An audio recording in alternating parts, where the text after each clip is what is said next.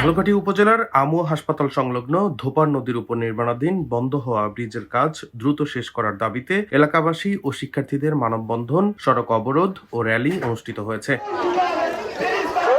এই ব্রিজের নির্মাণ কাজ দীর্ঘদিন বন্ধ থাকায় চরম দুর্ভোগে রয়েছে এলাকাবাসী। সোমবার সকাল 11টায় ইউথ রেড কেয়ার মানবিক ফাউন্ডেশন এর আয়োজন করেন। ব্রিজ সংলগ্ন সড়কের দুপাশে শত শত শিক্ষার্থী ও এলাকাবাসী প্রায় 1 কিলোমিটার দীর্ঘ এ মানববন্ধনে অংশ নেন। মানববন্ধনে বক্তারা জানান, ধোপার নদীর এই ব্রিজের কাজ 2021-22 অর্থ বছরে শুরু করা হয়। 2023 সালে শেষ হওয়ার কথা থাকলেও আজও শেষ হয়নি ব্রিজের 20% কাজ। ঠিকাদার কাজ ফেলে লাপাত্তা হয়ে গেছে। বিকল্প কাঠে নির্মিত ভাঙা ব্রিজ দিয়ে প্রতিদিন 9টি শিক্ষা প্রতিষ্ঠান, কাঠালিয়া উপজেলার একমাত্র আমুয়া হাসপাতাল, আমুয়া বন্দর সহ 3টি বাজারের বিভিন্ন শ্রেণী পেশার হাজার হাজার নারী পুরুষ ও শিশু রোগী যাতায়াত করছে। এলাকাবাসী ও শিক্ষার্থীরা অতি দ্রুত সময়ের মধ্যে ব্রিজটির নির্মাণ কাজ শেষ করার জোর দাবি জানিয়েছেন। মানববন্ধনে বক্তব্য রাখেন ইউথ রেড কেয়ার মানবিক ফাউন্ডেশন সভাপতি মোহাম্মদ মেহেদী হাসান, আমুয়া মাধ্যমিক বিদ্যালয়ের প্রধান শিক্ষক মঞ্জুরুল হক, বাংলাদেশ জামায়াতে ইসলামীর কাঠালিয়া উপজেলা আমির মাস্টার মোহাম্মদ মুজিবুর রহমান, আমুয়া ইউনিয়ন পরিষদ চেয়ারম্যান নকিরুল ইসলাম,